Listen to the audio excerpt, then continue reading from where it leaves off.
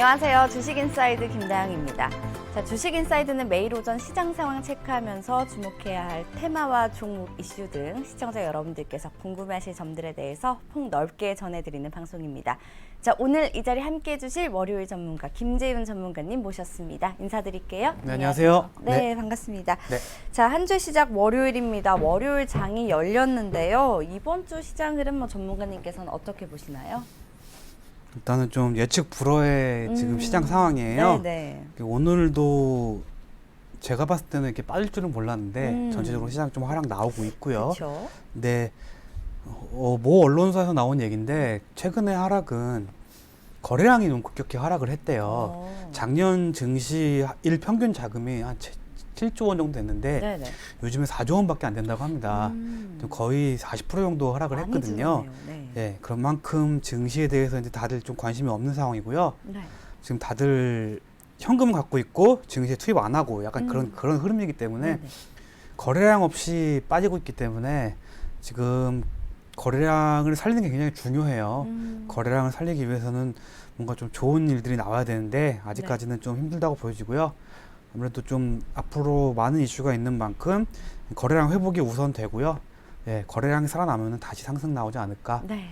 조금 시간은 걸릴 것 같습니다. 네. 네. 자, 이번 주 시장 상황도 그렇게 순탄치만은 않을 것이다라고 좀 예측을 해주셨는데요. 거래량이 일단 좀 작아진 면이 없지 않아 있어서 그 점에서 좀 힘들 것 같다라고 말씀해 주셨습니다. 이야기 잘 들어봤고요. 자, 오늘은 아무리 힘들고 괴로워도 주식 투자를 계속해야 하는 이유에 대해서 좀 설명을 해주신다고 해요. 네. 자, 그러려면 현재 시장 상황을 파악하는 것이 가장 중요할 것 같은데 네. 현재 시장 상황 좀 어떻게 보시나요? 우선은 코스피, 코스닥 모두 5월부터 현재까지 굉장한 큰 하락을 보여주고 있어요. 네. 예, 차트를 잠깐 보겠습니다. 네. 네, 차트를 보시면은 코스닥 같은 경우에는 정말 5월 달부터 해가지고 그렇네요. 예, 한 번 반등이 나왔지만 네. 큰 하락이 나왔죠. 코스피도 마찬가지예요. 음. 네, 4월에 단기 고점을 찍고 네. 계속 하락하는 흐름으로 가고 있죠. 그래서 현재로서는 다시 상승 나오기 좀 힘든 움직임이고요.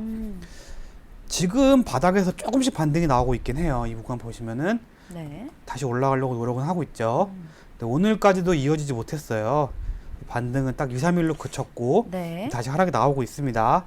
하지만 오늘 장 마감까지 좀 봐야 되겠지만 네네. 개인적인 생각으로는 장 후반에 좀 올라올 거라고 기대를 하고 있어요.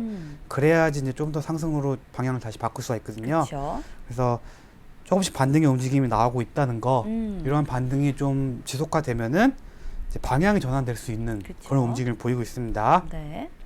그리고 현재 바닥이라고 안심하기는 좀 이르지만 네네. 어느 정도 바닥이라고 의심할 수는 있어요. 음. 왜냐면은 코스닥 같은 경우에는 보시면은 연내 저점 부분 한번 찍고 왔거든요. 네. 예, 이 구간. 예. 보시면 연내 저점을 한번 찍고 왔어요. 때문에 그럼 이 구간은 어느 정도 지지해준다는 모습을 보여주고 있죠. 네. 그 지지한 이후의 흐름을 보면은 지난 10월 달도 그렇고 1월 달도 그렇고 지지한 이후에 지수가 좀 상승하는 모습을 보여줬죠. 네. 그래서 제 생각에는 한 720선까지는 다시 상승을 해주지 않을까. 네. 코스닥을 이렇게 보고 있고요. 코스피 같은 경우에는 솔직히 지수를 논하는 건 의미가 없지만 네. 지지해주는 거는 분명히 있거든요. 코스피 같은 경우에도 이 구간 지지가 나오고 있고 지금 이 구간 지지가 나오고 있긴 한데 코스피 같은 경우에도 다시 이 구간까지 상승이 가능해요. 네. 2150선까지는 회복이 가능하다고 보여지거든요. 근데 지금이 바닥이라고 전제하면 가능한 움직임인데 일단 바닥이라고 안심하긴 일러요. 하지만 지지선들이 지지선 역할을 해줬어요. 네네. 그렇기 때문에 이 지지선을 이탈하지 않는 한은 다시 한번 상승할 수 있는 움직임이 나올 수 있다고 보여집니다. 네. 그리고 이제 상장사들의 2분기 실적 발표가 나오잖아요. 그렇죠. 근데 그게 좋지는 않다고 해요. 예. 근데 다 이미 예상했던 결과고요. 네. 문제는 3, 4분기 실적 추정이에요. 그렇죠. 근데 일본의 수출 제재 리스크라든가 다른 리스크들이 아직 적용이 안 됐는데 그런 리스크들이 이제 실적에 적용이 된다면은 네. 어느 정도 실적이 좀 악화되지 않을까 이런 우려가 가능해요. 네. 왜냐면은 대부분의 시총 상위주들이 기술주 위주가 많기 때문에 반도체 관련해서 기술주들의 하락이 좀 나올 수도 있는 거죠. 그렇죠. 예, 그렇기 때문에 3, 4분기 실적이 중요해요. 그리고 일본의 수출 제재가 굉장한 큰 도화선이 될 수가 맞아요. 있어요. 네네. 지금은 뭐 되게 단순하게 보고 있는데 장기적으로 가면 갈수록 한국에 굉장히 안 좋습니다. 네. 네. 국내 경제에 굉장히 미치는 영향이 크기 때문에 그렇죠. 이러한 영향은 조금 더 지켜볼 필요가 있어요. 네. 타결 시점을 좀 확인해 봐야 되고요. 앞으로 어떻게 흘러가 들어가야 될지 좀 주시해야 될 필요가 있습니다. 네. 그다음에 미중 무역 전쟁에 계속되는 불확실성. 네, 오늘 아침에도 뉴스가 나왔는데 그렇죠. 대만이 미국 무기를 거의 2조 원어치 사면서 어. 중국이 그거에 대한 반감을 드러냈어요. 그 중국 같은 경우에는 대만과 양안 체제라고 하죠. 같은 국가인데 두 가지 체제 이렇게 보고 있어요. 그렇죠. 대만은 독립국가라고 자신들이 주장하고 있지만 중국 입장에서는 대만은 언젠가는 자기들이 다시 지배해야 할 그런 땅으로 보고 있어요. 네. 때문에 미국에서 대만의 무기를 판매하였다는 거는 그만큼 대만을 어느 정도 좀 중국을 견제할 만한 그쵸. 그런 세력으로 키우고자 한 마음이 있는 거고요. 네네. 중국 입장에는 상당히 기분이 안 좋죠. 아, 예. 그렇죠. 근데 뭐 제가 정치적인 발언을 하긴 뭐하지만 네.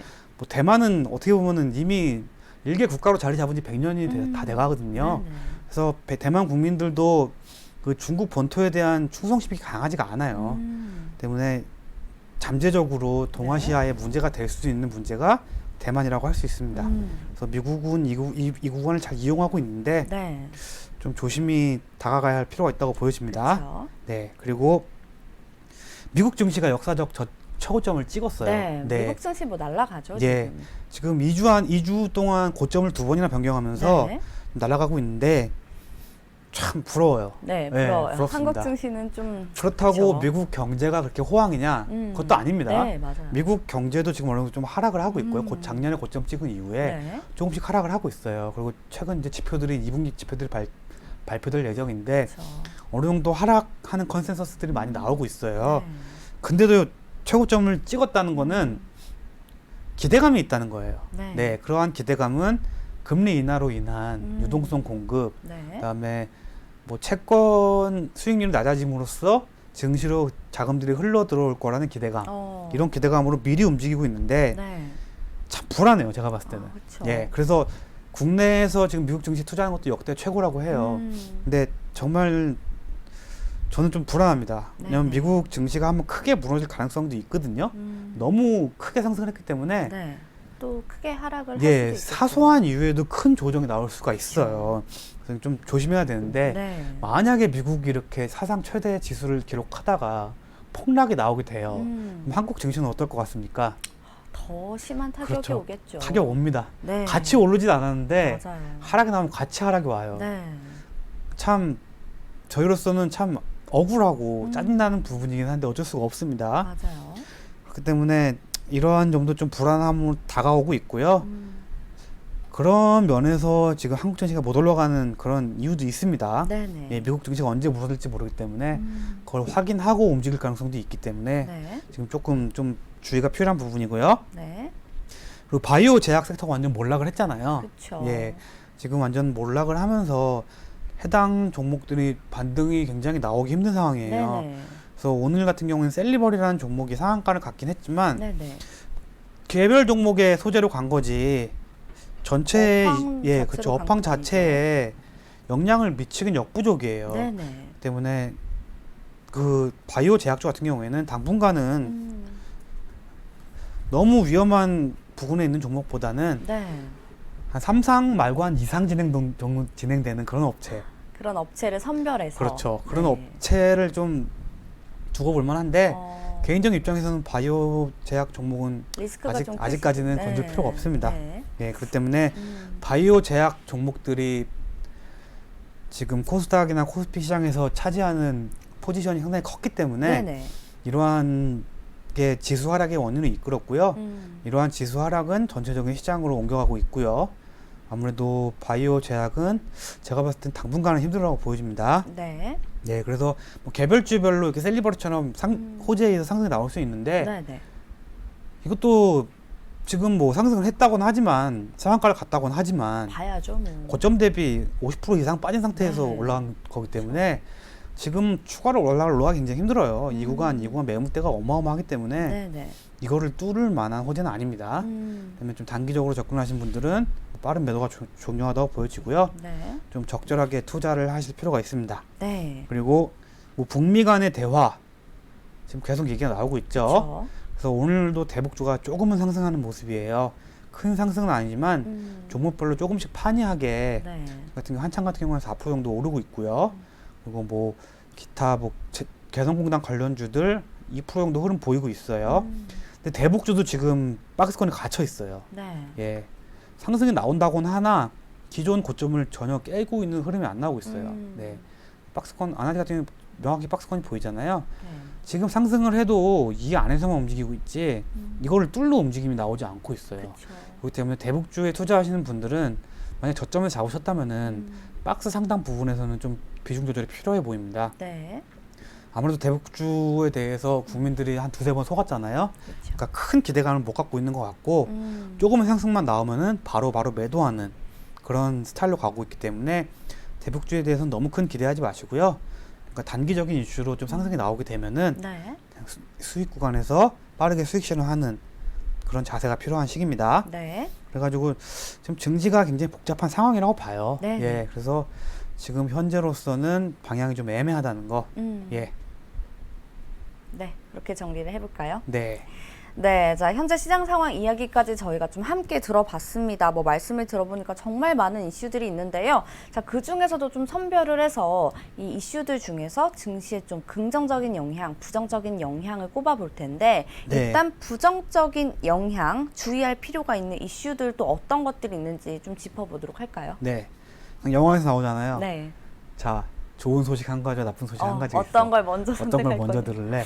그러면은 90% 이상의 사람이 나쁜 걸 먼저 듣죠. 맞아요. 예, 그래서 저도 나쁜 거 먼저 얘기해 네, 보겠습니다. 한번 들어볼게요. 일본의 수출 제재, 네. 그다음에 추가 제재도 약간 움직임이 있다는 얘기가 나오고 있는데 이것이 뭐 문제가 되는 거는 네. 얼만큼 장기화가 되냐의 문제예요. 그쵸. 네, 지금 뭐 이재용 삼성전자 부회장 같은 경우에도 지금 어느 정도 공급선을 확보했다고는 하지만 그게 단기적인 공급선이에요. 맞아요. 그래서 지금 현재가 삼성전자가 영위하고 있는 메모리 분야는 큰 문제가 안 돼요. 네네. 근데 비메모리 분야 있거든요. EUV 장비, 노광 장비 해가지고 네. 시스템 반도체 관련해서 큰 투자를 감행했잖아요. 근데 이렇게 그거에 대한 길이 막힙니다. 네. 그렇기 때문에 이러한 노광 장비를 개발하기 위해서는 수출 제재가 빨리 풀려야 하고요. 네. 아무래도 이런 것이 일본이 노리는 거예요. 왜냐면은 국내의 반도체 업체들이 2차 도약을 하지 못하게 어느 정도 방해를 하고 있는 건데 지금 WTO 제소하고 WTO 최고 기관이 6개월. 예 네. 관여를 한다는 얘기 있는데 그쵸. 일본도 이제 어느 정도 압박이 들어올 것 같긴 한데 지금 일본 입장에서는 그 손해가 없기 때문에 네. 조금 더 가져갈 역량이 있습니다. 그리고 말씀드렸다시피 참의원 선거가 7월 21일인가? 네, 예. 1일 1일이죠. 예, 그때 진행되는 만큼 그 결과를 좀 주목할 필요가 있어요. 네. 만약에 아베가 다시 한번 승리를 한다면은 선심 차원에서 좀 낮을 수도 있죠. 그렇죠. 근데 쉽게 예상하면 안 되고요. 네. 장기화 되면은 제가 말씀드렸다시피 반도체 업종이 국내 산업의 GDP의 한 15% 이상을 차지해요. 맞아요. 그 때문에 15%가 다 날아가는 건 아니지만 적어도 3, 4% 네. 국내 총생산의 3, 4%는 하락할 수 있습니다. 그렇죠. 그렇게 되면은 지금 주가의 하락은 전초전에 불과할 수도 있다고 봅니다. 네. 더 하락할 수도 있어요. 네. 진짜 최근 10년간의 가장 큰 하락이 나올 수도 있습니다. 그렇기 때문에 빠른 조치가 필요하다고 보여지고요. 그리고 미중 무역 협상이 지금 줄다리기를 하고 있어요. 그렇죠. 예, 다시 재협상을 진행하고 있긴 한데 지금 미국과 중국이 아슬아슬한 줄다리기를 하면서 네. 서로의 감정을 살살 건드리면서 심리전을 펼치고 있습니다. 그렇죠. 그래서 이러한 상황에서 뭐 새로운 갈등이라든가 이 구간이 이러한 부분이 미국 증시에 가장 찬물을 끼얹을 수 있는 가장 유력한 구간이에요. 네네. 네, 만약에 미국과 중국이 정치적, 경제적으로 다시 한번 좀 크게 얽힌다면은 그러한 부분이 미국 증시에 한번 크게 타격이 되지 않을까. 네. 그런 뜨거운 감자, 예, 도화선이 될 수 있죠. 네. 그래서 이런 것도 약간 주의할 필요가 있고요. 아까 말씀드렸다시피 미국 증시가 역사적 고점을 찍었어요. 네. 근데 이렇게 큰 고점을 찍었다는 거는 하락할 때 그만큼 큰 하락폭이 나올 수 있다는 얘기거든요. 그렇죠. 그렇게 큰 하락폭이 나오게 되면은 우리나라 같은 경우는 아무리 미리 선 조정을 받았다고 해도 그러한 폭락의 여진을 피해갈 수 없습니다. 네. 예, 분명히 국내 시장에 다시 영향을 미치게 돼 있고요. 미국이 큰 하락이 나오게 되면 한국 시장도 또 한 번 빠질 수 있습니다. 네. 때문에 매우 그런 점이 좀 주의해야 할 상황이고요. 네. 그리고 금리 인하와 더불어서 지금 환율도 하락이 필요한데 그렇죠. 환율이 쉽사리 내려가지 않고 네네. 있어요. 그래서 지금 생각보다 원화 가치가 하락하는 게 굉장히 좀 강한 모습이에요. 맞아요. 아무래도 외국인들의 원화에 대한 숏 포지션이 좀 늘어나고 있어요. 한마디로 수중에 있는 원화를 좀 팔고 있습니다. 네. 그만큼 한국 경제가 어둡다는 걸 나타내고요. 음. 이러한 스탠스가 얼마나 유지될지 모르겠지만 아직까지는 원화에 대한 수급이 없습니다. 그렇기 때문에 한국 경제에 대해서 약간 암담함을 보여주고 있는 거고요. 네. 북한의 돌발적 행위, 예, 지금 미국이 북한에게 또 실무진 회담을 제시했는데요. 네. 아직까지는 답변이 없어요. 그렇죠. 근데 또 여기서 또 북한이 어떤 돌발적 행위를 할지 모릅니다. 북한은 네. 뭐 정말 20대 여성의 마음과 같이 알 수가 없죠. 네. 20대 남성의 마음도 알 수가 없는. 아, 그런가요? 그럼요. 정말 남성은 북한은 뭐 좀 그쵸. 뻔합니다. 예. 뻔해요. 좋아하는 사람한테 잘해주고 네. 싫어하는 사람한테 못해줍니다. 간단합니다. 네. 근데 여성은 그렇지 않죠. 속을 알수 좋아해도 없죠. 까칠하게 굴는 경우도 많죠. 북한이 어떻게 보면은 예민한 여성인 것 약간 같은. 예민한. 예. 아, 네. 그래서 매력 있죠. 그래서 돌발적 행동을 할 수가 있어요. 근데 물론 그 돌발적 행동이 좋은 방향으로 나올 수 있어요. 네.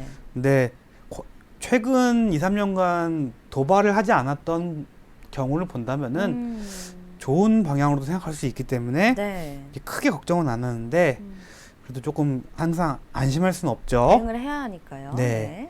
그리고 바이오 제약 관련주들의 2차 하락. 그렇죠. 예. 또 있을 수 있죠. 이미 하락이 나왔지만 네. 추가로 더 하락할 수가 있어요. 네네. 그만큼 이미 폭탄들을 안고 있습니다. 메지온이라든가 네. 그 다음에 뭐 삼성 바이오로직스, 네. 신라젠, 뭐 티슈진 등 추가로 시장에 악재가 될 수 있는 것들이 남아 있어요. 그렇죠. 이 중에 모든 것이 다 잘 되면은 상승하겠지만 네. 하나라도 잘못되면은 다 빠집니다. 그렇죠. 그게 현재의 문제예요. 네. 투심이란 게 이렇게 무서워요. 그러니까요. 그래서 뭐 연자제라고 하죠. 네. 한 놈 잘못하면 다 책임 묻는. 지금 불안하니까. 현재 또. 바이오 제약주는 약간 그런 마녀 사냥식으로 가고 있어요. 네네. 그래서 위험하다는 겁니다. 그렇죠. 내 종목은 진짜 멀쩡하고 잘 진행되고 있는데도 네네. 다른 종목 잘못해도 같이 떨어져요. 맞아요. 이런 분위기이기 때문에 지금 바이오 제약이 위험하다는 거고요. 네. 이런 2차 내관들의 문제를 좀 주시할 필요가 있어요. 네. 예. 그리고 유가가 지금 60불 넘어서 음. 한 60.7불 정도를 유지하고 있는데 네. 유가가 한번 급등할 가능성도 있어요. 오. 왜냐하면 지금 이란과 미국이 대치를 하고 있는데 네. 트럼프 대통령이 주말에 좀 의미심장한 얘기를 했어요. 지금 이란에 대해서는 좀 방관을 하고 있지만 네. 조만간 좀 디테일한 제재를 할 생각이다.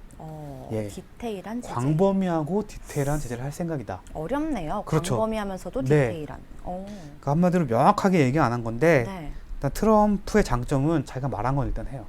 네. 약속을 잘 그렇죠. 지킨다. 네. 너무 근데 행동을 먼저 하고 하면 상관없는데 꼭 네. 미리 예고를 하죠. 예. 그렇죠. 뭐 근데 너는 다 죽어 알려주진 있다. 않네요. 예. 네. 그렇죠. 항상 미리 예고를 하는 만큼 음. 뭔가 지금 미리 예고를 했지만 아직 뭐 실무진들이나 뭐 군사 관련자들인가 회의를 네. 하고 있는 것 같고요. 조만간 좀 모르겠어요. 군사적 행동까지 갈지는 모르겠지만 네. 강력한 제재가 나올 것 같습니다. 그렇군요. 그렇게 되면은 약간 유가 상승을 좀 어느 정도 감안을 해야 되죠. 네네. 그리고 금리 인하를 하게 되면은 세계 유동성이 풍부해지면서 네. 약간 경제에 활력이 들어간다는 기대감이 있게 되잖아요. 그렇게 되면 그렇게 되면은 원유에 대한 그쵸. 수요도 늘어나게 되죠. 그렇죠. 그런 수요적 측면에서 상승할 수가 있어요. 그래서 에너지 수요가 원유에 대한 수요가 좀 줄어들고 있긴 하지만 네네. 이러한 이란 이슈와 수요 증가가 좀 중복되게 되면은 네. 유가가 좀 상승하게 됩니다. 그래서 유가가 한 65불 이상을 상승하게 되면은 네. 국내 기업들의 약간 마진이라든가 기업들의 실적 악화도 조금씩 우려가 되죠. 그래서 이것도 어느 정도 좀 주의를 할 필요가 있습니다. 네. 네. 자, 저희가 뭐 증시의 부정적 이슈들을 같이 이야기 좀 나눠보고 있는데요. 부정적인 이슈가 있다면 아까도 말씀하신 대로 이젠 좀 긍정적인 이슈도 들어봐야겠죠. 부정적인 이슈를 좀 잊을 법한 어떤 긍정적 이슈가 있는지 기대해봐도 네. 될까요? 한번 들어보겠습니다. 긍정적 이슈. 네, 정말 기대해보겠습니다. 사람은 희망 고문이라고 하죠. 네.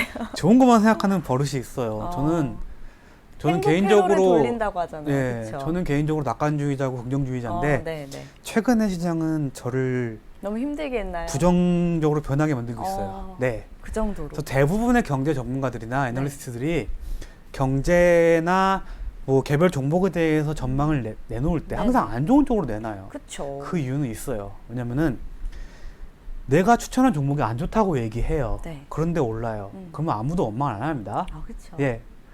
그냥 저 사람 바보네. 왜 그런 전망을 했을까? 그냥 그러고 넘어가요. 왜냐면 올랐으니까 결국은. 네네. 근데 반대로 어떤 종목이 좋다고 했는데 떨어져요. 그러면은 그런 리포트를 작성한 전문가나 타격이 크죠. 이코노미스트를 엄청나게 욕을 먹게 됩니다. 맞아요. 개인적인 메일로 욕을 먹고 사료 협박까지 받는다고 하죠. 네. 그 때문에 기본적으로 일부러 안 좋게 얘기를 해요. 왜냐하면 최악의 상황을 대비한 상황에서 네. 좋은 상황이 나타나게 되면은 사람들은 안 좋은 걸 잊어버리거든요. 그쵸. 그렇기 때문에 이런 거는 경계할 필요가 있어요. 음. 어느 정도 비관적으로 바라봐야 됩니다. 시장은. 네. 그래도 일단은 긍정적인 이슈를 얘기해 볼까 해요. 네. 일본의 수출 제재 같은 경우에는 길게 가져갈 가능성이 없어요. 왜냐하면은 그쵸. 메모리 반도체의 60%를 삼성전자와 SK 하이닉스가 독점하고 있어요. 네네.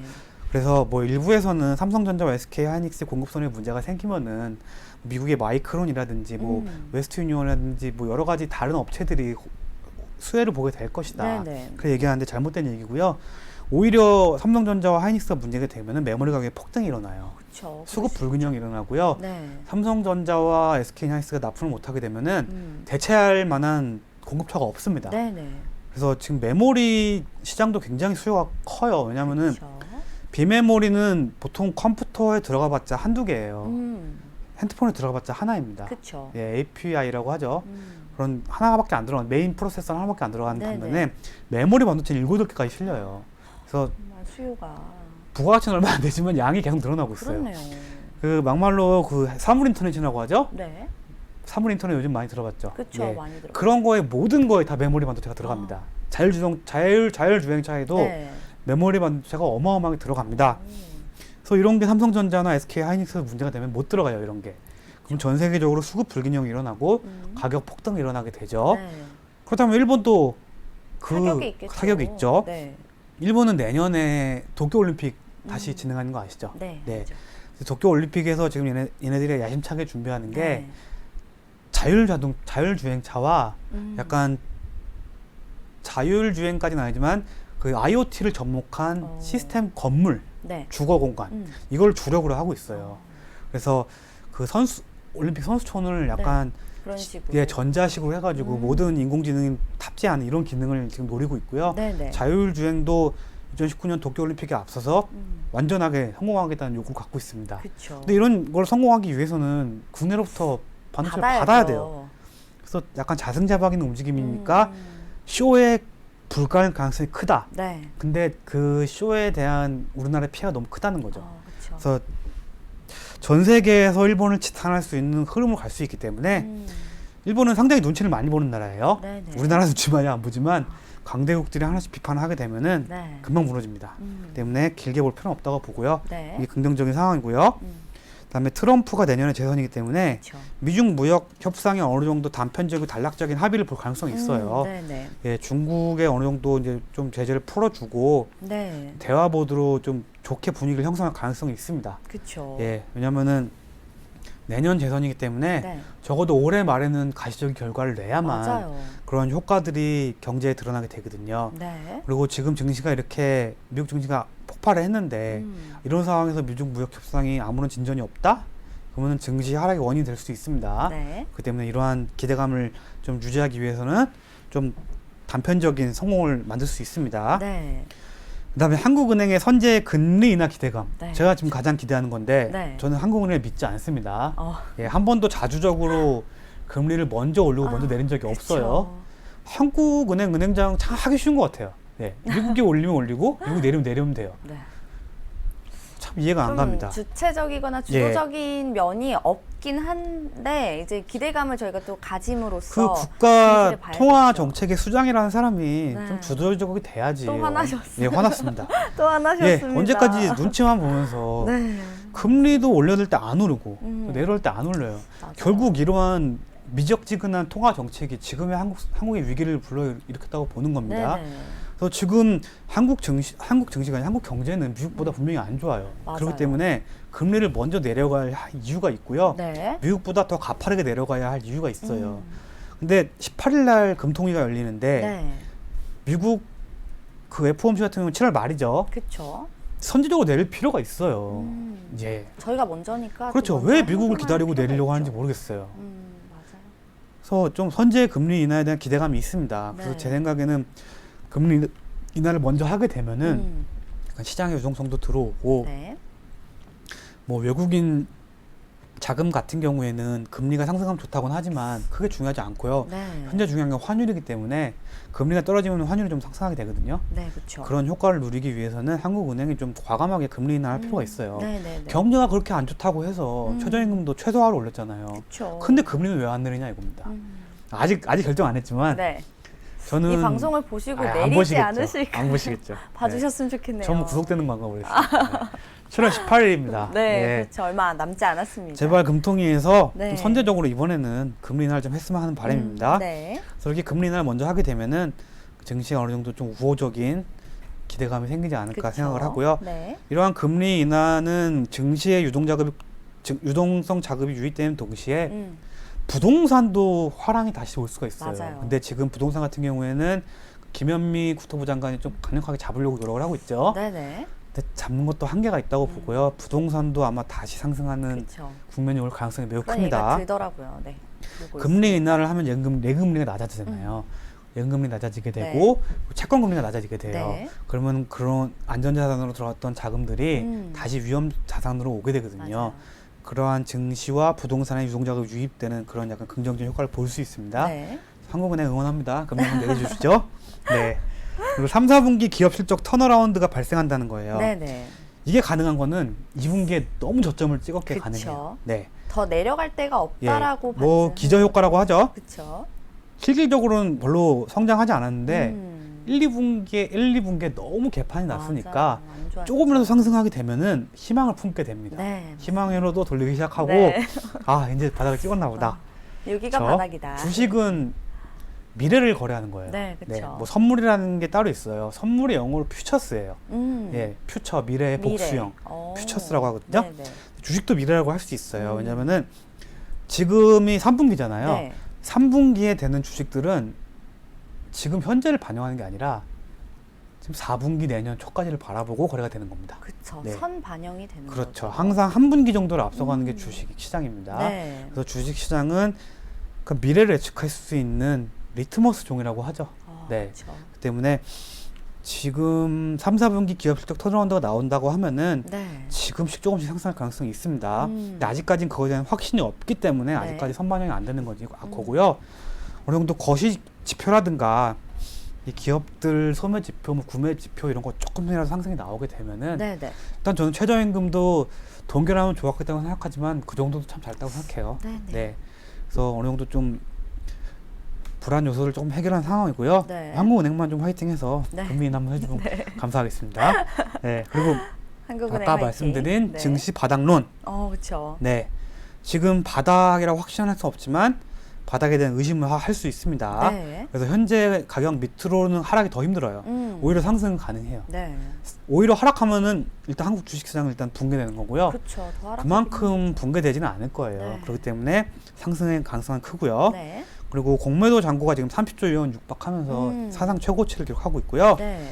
증시 회복 시 만약에 회복하는 방향을 잡게 되면은 네. 이러한 쇼커버링 물량들이 다시 이제 증시 상승의 원동력이 되죠. 그렇죠. 예, 30조가 조금씩 이제 시장에 나오게 되고 다시 쇼커버링 나오면은 네. 오히려 시장 상승에 가속할 수 있는 우군이 될 수 있다는 점. 네.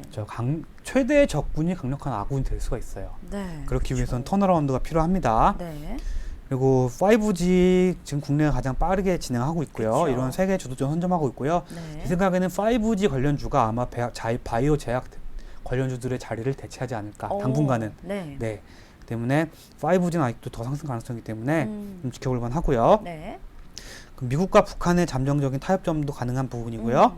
그리고 내년에 총선 나오잖아요. 그렇죠. 그래서 지금 추경이라든가 국가를 살리기 위한 재정 지출이 나올 가능성이 있어요. 그래서 추가로 뭐 증시나 경제 활성화 정책들 네. 이런 것 좀 기대해 볼 만합니다. 네. 그래야 정권을 재창출하기 때문에 그렇죠. 현 정부에서는 최대한 노력할 거예요. 네, 그렇죠. 그래서 저도 참 응원합니다. 노력해가지고 정말 실효적인 대책이 필요해요. 진짜 퍼주는 정책이 아니라 네. 정말 산업 근반에 산업 전반에 음. 뭔가 상승 동력이 될 수 있는 네, 네. 정말 뭐 실직자들 뭐 100만 원씩 줘서 그게 무슨 경제에 무슨 활력이 됩니까? 그런 것보다는 약간 기업의 법인세를 일시적으로 낮춘다든가 네. 뭐 유예를 해준다든가 아니면은 뭐 약간 여러 가지 뭐 여기서 말하면 그렇지만 네. 예 많은 좀 편의를 받을 필요가 있습니다. 그렇죠. 예. 경제 활성화 정책이 좀 예정이 되어 있지만 그게 실효해서 발현이 돼야지 좀 네. 좋겠죠. 네.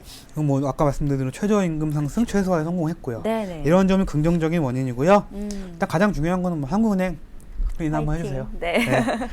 네, 전문가님이 뭐 긍정적인 이야기를 하시다가 화가 많이 나셨는데. 저 네. 다혈질 B형이라. 네, 근데 금방 또 식어요. 네, 그래서 네. 좀 저희가 이런 이슈들을 체크를 해봤습니다. 이슈 체크는 좀 여기까지 해보도록 하고요. 자, 그렇다면은 뭐 말씀하신 대로 긍정적 요소도 있고 부정적 요소도 있고 좀 시장이 많이 혼란스러운 상황인데도 불구하고 우리가 주식 투자를 그럼에도 불구하고 해야 하는 이유가 있다면 왜 해야 할지 말씀해 주세요. 정말 네. 월급쟁이로 네. 대한민국 국민의 근로자의 네. 70%는 봉급쟁이들이에요. 그렇죠. 나머지 30%는 뭐 전문직이라든가 아니면은 자영업, 무직. 네, 무직. 자영업 이런 경우가 많거든요. 근데 결국은 다 샐러리맨들이란 말이에요. 맞아요. 근데 이러한 샐러리맨들이 네. 인생을 바꿀 수가 없어요. 어, 네, 봉급만으로는 네. 지금 작년에 통계 조사에 따르면은 서울 시내 주택 거래 가격의 평균가가 8억 정도입니다. 네. 근데 네요, 정말. 근로자들 상위 5%를 제외하고 일단 부자들을 빼야죠. 네. 근로임금자들의 평균 연봉이 3,500만 원이에요. 3,500만 예. 원. 근데 8억짜리 집을 사기 위해서는 20년 동안 한 푼도 안 쓰고 일해야 돼요. 그렇죠. 예. 그런 것도 그렇고 물가도 너무 높아요. 그쵸? 아니 물가는 솔직히 말하면은 지금 2, 3년 동안 물가 상승률은 거의 최저예요. 네. 저희가 맨날 하는 말 있잖아요. 뭐 밥값이 올라요. 갑자기 여의도에서 밥을 먹다 보면 여기 10,000원, 네. 11,000원이죠. 그래서 저희가 맨날 그러잖아요. 내 월급 빼고 다 오른다. 그런 얘기 하죠. 네, 말씀 들어보니까 맞는 말씀 같습니다. 그래서 정말 월급 만으로는- 3년 동안 돈 벌어봤자 네. 그냥 집 대출 받고 매년 집 대출 받고 집 사고 네. 대출 끝나잖아요. 그렇죠. 그럼 자신돈 장가 돼요. 집 해줘야 돼요. 망하는 거예요. 그럼 집 팔아야 돼요. 암울하네요. 그래서 집이 자식이 2명 있잖아요. 네. 집이 점점 두 개 작아져요. 해줘야 돼요. 그리고 점점 지방을 빌려납니다. 얼마나 네. 암울합니까?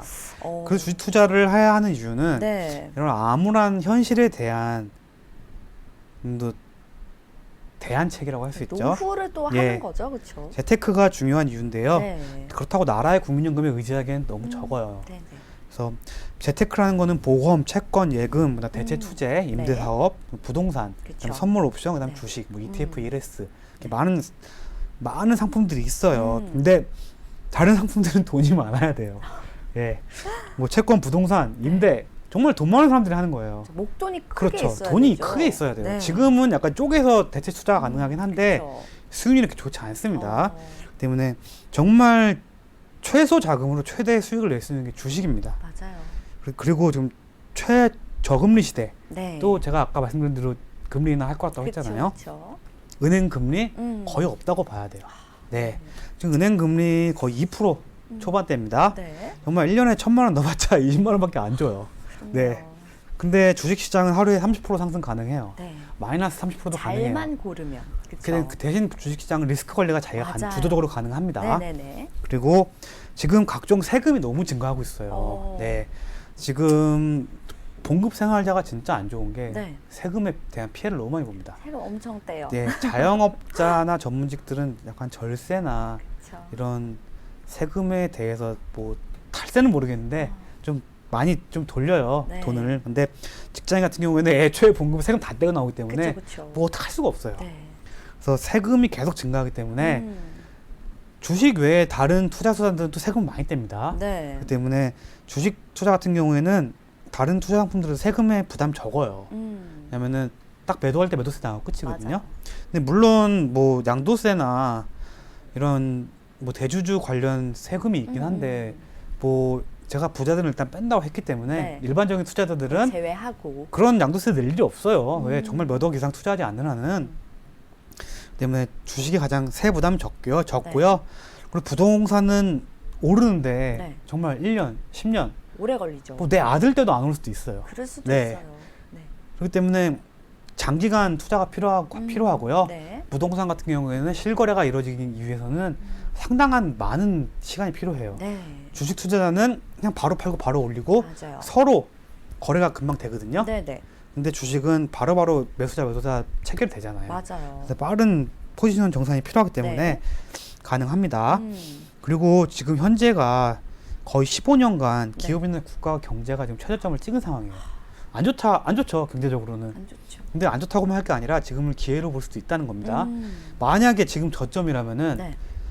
정말 이 구간에서 투자를 잘한다면은 적어도 몇 년간 상승할 수 있다는 그쵸. 얘기예요. 네. 뭐 미래는 알 수는 없겠지만 네. 지금이 최저점일 수도 있다는 의심을 해볼 만합니다. 어. 그렇기 때문에 약간 지금 투자할 가능성이 좀 좋아 보기도 하고요. 네. 그리고 세계적으로 금리 인하가 되고 음. 뭐 추가 경정 예산 통과하고 정부에서 네. 각종 재정 주출을 늘리게 되면은 유동성이 커지면서 증시로 다시 돈이 흘러 들어올 가능성이 있습니다. 네, 네. 그러고 보면 지금 1, 4조 원 정도 거래가 되고 있는데 한 6조, 7조까지만 늘어나게 돼도 증시가 상당한 활력을 보일 거예요. 그렇죠. 그래서 이런 유동성 장세가 다시 나올 수 있다는 기대감. 일단 한국은행 등량 네. 내려주세요. 예, 가장 먼저 할 일입니다. 네. 그리고 최단의 시간에 네. 최고의 수익을 낼 수 있는 거는 그쵸. 로또와 주식밖에 없어요. 맞아요. 네. 근데 혹시 하시나요? 로또는 제로섬 게임이에요. 안 하세요? 로또는 안 합니다. 원래 저는 주식하는 사람이 코인하거나 로또 하는 사람은 네. 주식을 잘하는 사람이라고 생각 안 해요. 네. 신조가 있으시군요. 그런 사람들은 투기꾼이지. 네. 그래서 로또는 하는 게 좋아요, 무조건. 예. 그래요? 근데 저는 사긴 사도 확인을 안 해요. 어떤 하는지 모르고 막. 진짜. 예. 그 중에 1등 된 게 있지 않을까요? 아닌가요? 그러니까 유명한 경제학자가 밝힌 이론으로는 네. 로또는 무조건 하는 게 유리합니다. 그렇군요. 예, 아무리 많이 산다고 해도 네. 한 번 당첨될 때 되는 기대 수익이 크기 때문에 아. 무조건 하는 게 유리합니다. 네. 하지만 로또는 일단은 당첨이 안 되면은 종이 조각이 되죠. 그쵸. 그래서 제로섬 게임이에요. 네, 예. 맞아요. 다만 주식은 윈윈 게임이 될 수 있어요. 음. 왜냐면 주가가 올라가게 되면은 네, 갖고 있는 사람 누구나 수익을 봅니다. 맞아요. 그렇기 때문에 윈윈 게임으로 볼 수 있기 때문에 네. 그래서 참 어떻게 보면은 올라간다고 해서 부작용이 적어요. 그리고 리스크 방어나 리스크 관리가 가능해요. 자기가 네, 손절가를 정확히 지킨다든가 음. 아니면은 어느 정도 상승했으면 자기가 빨리 매도할 수가 있어요. 그쵸. 그래서 주도권을 자기가 가져갈 수 있다는 거. 이런 점에서 주식 투자가 가능하고요. 네.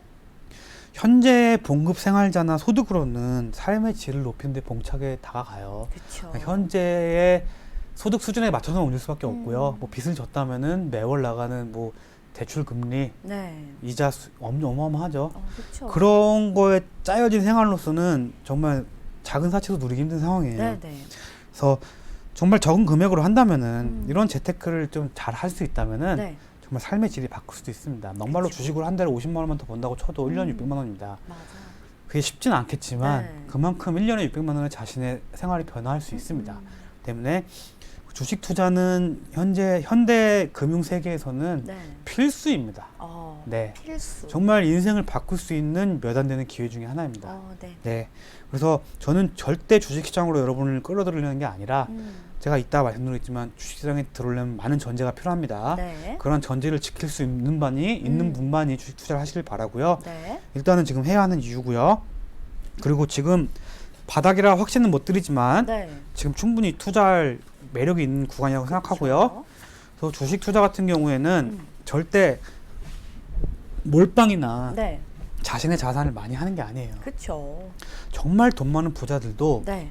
주식 투자로 돈을 많이 번 사람도 있겠지만 네, 네. 부자들의 포트폴리오를 보면은 항상 주식은 들어가 있습니다. 그쵸. 부자들의 포트폴리오가 가장 큰 게 네 가지가 있어요. 어떻게 되나요? 한번 말씀해 보세요. 제일 중요한 거. 어떻게 될까요? 부자들이 가장 중요하게 생각하는 네. 포트폴리오. 일단 부동산 할 거예요. 그렇죠. 부동산이 1위입니다. 일단 부동산 저 할 부동산은 거고. 깔고 가는 거예요. 그쵸. 왜냐면은 요지에 부동산을 사놨다는 거는 가격이 하락하진 않아요. 그래서 그쵸. 부동산은 자산을 갖고 있고요. 네. 그다음에 현금. 그렇죠. 예. 현금 보유. 부자들은 절대 현금을 음. 투자 안 합니다. 항상 15% 정도 항상 현금 갖고 있어요. 네네네. 그다음에 채권, 예금, 네네. 금 네. 이런 거 안전자산들 네네네. 그리고 주식. 그렇죠. 근데 주식 비중은 생각보다 높지 않아요. 어. 한 10% 정도밖에 안 됩니다. 네네. 전체 비중에. 그래서 이런 부자들을 따라하실 필요는 없지만 그만큼 부자들도 주식은 위험 자산으로 보기 때문에 그쵸. 비중을 크게 안 합니다. 네네. 하지만 주식에 투자한 10%가 모든 다른 투자의 투자 수익률을 능가할 수가 있어요. 맞아요. 그게 유일한 게 주식이기 때문에 네네. 주식은 항상 포트폴리오 갖고 있는 겁니다. 네. 네. 자, 지금 전문가님께서 말씀해 주신 대로 사실 많은 개인 투자자분들께서 뭐 재테크 수단으로 이용하기 위해서 주식을 하시기도 하시고 여러 이유로 주식 시장에 좀 발을 들여놓고 계신데요. 자, 그렇다면 어떤 자세를 좀 가지고 주식 시장에 임해야 하는지 발을 들여놔야 되는지 네, 알려주세요. 아까 말씀드렸다시피 제가 여러분을 절대 주식 시장으로 이끄는 게 아니라 그렇죠. 지금 전제 조건을 얘기할 거예요. 네. 제가 말씀드린 거 솔직히 저도 다 못 지킵니다. 음. 근데 제가 지금 말씀드리는 거에 네. 3분의 2 이상을 지킬 자신이 없는 분은 안 하시는 게 좋죠. 그냥 봉급받아서 평범하게 사세요. 네, 좀 강력하게 말씀드리는데 네. 아무나 하는 게 아닙니다. 네, 한번 일단 들어볼까요? 말씀드려볼게요. 절대 빚이나 네. 남의 돈으로 투자하지 않습니다. 그렇죠. 신용거래, 미수거래도 포함됩니다. 네. 정말 대출받아서 주식하는 분들, 성공하신 분 아무도 못 봤습니다. 네. 절대 빚이나 남의 돈으로 투자하지 않아요. 네. 만약에 소액이라도 여유자금으로만 투자해야 됩니다. 맞아요. 여유자금 없으면은 안 투자하지 하시면 마세요. 네. 여유자금 만들면 투자하세요. 네, 못 만들면 그렇죠. 투자하지 마세요. 네, 네. 네. 여유자금으로만 하는 거고요. 빚이나 남의 돈, 대출 절대 안 됩니다. 그리고 정말 자신의 보유 종목을 네. 모니터링 할 수 없다면 하지 마세요. 그렇죠. 정말 다들 생업에 종사하시고 바쁘신 거 아는데 자신의 종목이 어떻게 움직이는지 못 보시는 분이라면 주식 안 하는 게 나아요. 그렇죠. 예, 왜냐면은 정말 일 다 끝나고 와서 봤는데 하한가 갔어요. 네. 그건 완전 바보짓이에요. 그리고 자기가 갖고 있는 종목이 오늘 상한가 갔다 왔는데 30%까지 올랐는데 결국은 마이너스 5%로 마감했어요. 근데 자기가 일하다 바빠서 못 봤어요. 네. 못 팔잖아요. 그렇죠. 손해를 보죠. 그러면 주식 투자를 왜 하는 겁니까? 할 이유가 없습니다. 네네. 적어도 자신의 종목에 대해서 모니터링 할 수 없으면 주식하면 안 되고요. 그렇죠. 모니터링 할 수 없으면은 네. 좀 최근 증권사에 굉장히 좋은 기능 많아요. 어. 자기가 어느 정도 수익권 나게 되면 네. 자동으로 매도할 수 있고요. 손절권 나오게 되면 로스컷이라고 하죠. 자동 그렇죠. 매도가 될 수 있어요. 네. 이걸 꼭 걸어놓으시기 바랍니다. 네. 그런 거 할 자신 없고 시장도 안 보면서 그냥 내비두겠다? 주식 투자하지 마세요. 네. 그리고 본인만의 명확한 투자 원칙을 만드세요. 그렇죠. 이거는 투자 원칙은 개인마다 틀리고 하긴 하지만 네. 좀 많은 유명한 투자자들의 글들을 좀 찾아보시길 바라고요. 네. 본인만의 원칙이니까 제가 굳이 말씀드리진 않겠습니다. 네. 중요한 거는 원칙을 깨지 않는 겁니다. 그렇죠. 그 다음에 소문이나 루머에 휘둘리지 않습니다. 어. 또 여기저기 뭐 야 저거 얼마 간대. 이렇게 야, 했다더라 저랬다더라. 야 이거 요번에 작전 들어갔대. 어. 얼마 전에 sem코 네. 문자로 어마어마한 뉴스가 됐죠. 맞아요. 그런 거 휘둘리면 안 돼요. 네. sem코 뭐 버신 분도 있겠지만 설거지 당한 사람들은 뭐 마이너스 50%입니다. 그렇죠. 작년에 또 부자 아빠라 그래가지고 문자 사건이 있었죠. 네네. 그래서 이런 소문이나 루머에 휘둘리면 안 됩니다. 여러분이 생각해 보세요. 여러분의 위치가 정말 대단한 사람이에요. 사회적 위치가 대단하고 정말 훌륭한 사람이고 여기저기 고급 정보를 받을 만한 위치에 있는 사람이에요. 네. 그렇다면 상관없어요. 근데 여러분이 평범해요. 정말 평범해요. 근데 여러분한테 고급 정보가 들어왔어요. 그건 고급 정보가 아닙니다. 여러분 누구나 알 수 있는 정보예요. 네. 한마디로 고급 정보와 일반 정보에 자신을 과대평가하지 마세요. 알겠습니다. 평범한 직장에 다니는 예를 들어 평범한 삼성전자에 다니는 과장이다. 자기한테 정보가 들어왔어요. 평범한 삼성전자의 과장한테 그런 정보가 들어갈 리가 없습니다. 그렇기 때문에 그런 걸 의심하고 봐야 되고요. 네네. 그리고 적어도 2~3명 이상이 아는 정보는 정보가 아닙니다. 알겠습니다. 그래서 정보나 루머에 절대 휘둘리지 않습니다. 적어도 하루에 2시간은 주식 공부를 하셔야 돼요. 오, 어떻게 내 귀중한 자산을 투자하는데 아무런 관심도 없고 공부를 안 합니까? 그렇죠. 그렇게 자신의 미래를 위해서 대학 들어가고 입사 준비를 할 때는 진짜 몇 년을 공부했던 사람들이 네. 자신의 자산을 맡겨놓은 주식시장에 대한 공부를 안 해요. 안 됩니다. 네. 공부해야 돼요. 네, 그렇습니다. 하루에 2시간씩 공부하세요. 네. 그리고 스승이나 멘토를 찾아 의지하되 무조건 신뢰하지 않습니다. 예, 주변에 주식에 대해서 좀 아는 분이나 잘 하시는 분이 있으면은 그분한테 많이 배우려고 하세요. 네네. 그분이 뭐 사라는 걸 바라는 게 아니라 그분의 노하우를 좀 흡수해야 됩니다. 그쵸. 예, 좀 귀찮게 물어보고 네네. 떼쓰고 네. 이건 왜 이럴까 저건 왜 이럴까 그런 분 하나 잡으시면은 네. 귀찮게 하세요. 아, 근데 귀찮게 하는 게 이 종목 어때요 저 종목 어때요가 아닙니다. 네네. 예, 그분의 관점이나 뭐 시장 상황 이런 걸 네. 잘 들어보고요. 음. 좀 의지를 하고 좀 귀찮게 할 필요가 있어요. 네네. 다만 신뢰는 하지 않습니다. 네. 그런 분도 결코 고수가 아닐 수도 있어요. 100% 수익을 자랑하진 예. 않으시겠죠. 하지만 나보다는 잘 알기 때문에 네네. 좀 의지를 하되 신뢰하지 않아야 됩니다. 네. 그다음에 세계 경제의 흐름을 볼 줄 알아야 돼요. 무조건 그쵸. 기본입니다 이거. 네네. 아침에 일어나면은 딱 세계 증시 보고 네, 유가 보고 증시 환율 보고 맞아요. 경제 관련 뉴스 보고 네. 트럼프 트위터 보고 이 정도만 보시고 가능합니다. 네, 네. 한 3달만 해보세요. 아, 딱 하루 1분이면 모든 게 상황이 다 보여요. 그쵸. 제가 진짜 간단하게 말씀드리면은 딱 불법 알려드릴게요. 네. 미국 증시 오르면 한국 증시 좋아요. 네. 환율 오르면은 한국 증시 안 좋아요. 그렇죠. 유가 오르면 한국 증시 안 좋아요. 네. 근데 유가 같은 경우에는 급등락이 안 펼쳐지고 전일 대비해서 많이 안 움직여지면 좋은 겁니다. 그쵸. 이런 것만 봐도 음. 굉장히 간단하잖아요. 네네. 예. 그래서 이러한 건 좀 습관적으로 볼 필요가 있습니다. 네. 그리고 한두 종목에 대한 몰빵하지 않는다. 아, 집중 그쵸. 투자. 네. 네. 가장 안 좋죠. 네, 그렇죠. 예. 그래서 금액이 좀 작으면 상관없어요. 근데 음. 금액을 좀 크게 하시는 분들은 절대 한 종목에 집중 투자하지 않아요. 네. 왜냐면 하락장은 못 버팁니다. 그렇죠. 다 매도하게 됩니다. 네. 때문에 이런 거는 약간 정신적인 멘탈 케어를 위해서 한 종목에 투자를 하지 않는 거고요. 네. 또 약간 분산 투자가 중요한 이유고요. 그렇죠. 그다음에 가장 중요한 거 손절가를 명확히 지키시고 수익권에서는 큰 욕심을 부리지 않는다. 네. 주식은 욕심 싸움이에요. 아, 맞아요. 누가 먼저 욕심을 내려놓나의 싸움이에요. 음. 상승하다가 누가 먼저 욕심을 내려놓나. 네. 내가 먼저 내려놓고 더 올라갔어요. 음. 그러면은 좀 더 욕심 부는 사람이 이기는 거지만 네. 빠질 때는 빨리 매도를 해야 돼요. 그쵸. 그래서 손절가 주식을 사기 전에 손절가부터 정하고 네. 산 다음에는 내가 얼마에 팔지부터 정하고 그거에 대한 미리 대응을 다 마련을 하셔야 됩니다. 네. 이것만 잘 지켜도 주식 투자에서 깡통 안 찹니다. 그렇죠. 제일 중요한 거, 딴 거 다 필요 없어요. 네. 손절가, 수익권, 이런 거 필요 없고. 욕심 부리지 않는다. 네네. 가장 중요합니다. 시간이 네. 별로 없네요. 그리고 한두 번의 거래로 인생을 바꾸려 하지 않는다. 맞아요. 제일 중요해요. 이걸 노리면 안 돼요. 자기가 갖고 있는 종목 100% 올랐어요. 근데 안 팔아요. 분명히 조정 팔아야 구간이 나오고 근데 되는데. 안 팔아요. 그쵸. 왜 안 파냐고 물어보면 더 갈 줄 알았지. 왜 안 팔았냐? 더 갈 줄 알았지. 아우 답답해요. 네. 이것도 주식은- 욕심을 좀 내려놓는 예, 거랑 맞네요. 주식은 계속 갈 수 없고요. 네네. 여러분의 인생은 한 종목 두 종목으로 바뀌지 않습니다. 그쵸. 적어도 수백 종목 이상을 거래하다 보면은 그러한 수익들이 누적돼서 여러분의 인생을 바꾸는 거지 한두 종목으로 인생을 바꾼다는 거는 네. 즉 한두 종목에 집중 투자를 했다는 얘기고요. 그 얘기는 소문이나 루머에 쏠렸다는 얘기입니다. 네. 그렇기 때문에 절대 한두 종목으로 인생 바꾸거나 목돈을 벌 생각하지 마세요. 네. 수익은 차곡차곡 쌓아나가는 겁니다. 그렇죠. 그리고 마지막으로 주식 투자는 단기적으로 보면 안 되고요. 네. 주식 투자는 경험치 누적이 중요한 만큼 절대 1, 2년 하고 나올 시장이 아니에요. 이왕 발을 들인 김에 적어도 네. 10년 이상 주식시장에서 살아남아야 그쵸, 됩니다. 그쵸. 그래서 제가 알기로는 한 5년 정도부터 수익이 나기 시작해요. 네. 그렇기 때문에 처음 5년에는 과감한 투자 없이 네. 어느 정도 맛배기식으로 시장을 관망하면서 네. 약간 좀 익숙해질 필요가 있다는 거죠. 네. 알겠습니다. 자, 오늘은 김재훈 전문가와 함께 주식 투자에 관한 이야기들, 주식 시장에 관한 다양한 이야기들 나눠봤습니다. 오늘 정말 보석같이 주옥 같은 얘기 해주신 김재훈 전문가님께 인사드릴게요. 감사합니다. 감사합니다. 네, 생방송으로 진행된 주식인사이드 저희가 준비한 순서는 여기까지입니다. 자, 힘들다고 무조건 피하는 것은 절대 좋은 방법이 아닙니다. 비가 온 뒤에 땅이 굳듯이 힘든 시장이 어느 정도 좀 지나고 나면 투자자분들이 분명히 웃으실 수 있는 날들이 올 거라고 생각합니다. 자, 오늘도 성공 투자 하시는 하루 되시기 바라면서 저는 잠시 후 오감만족에서 다시 인사드리겠습니다. 슬기로운 투자 생활은 ITBC와 함께 ITBC 채널 좋아요와 구독 꼭 눌러주세요. 시청해주신 여러분 고맙습니다.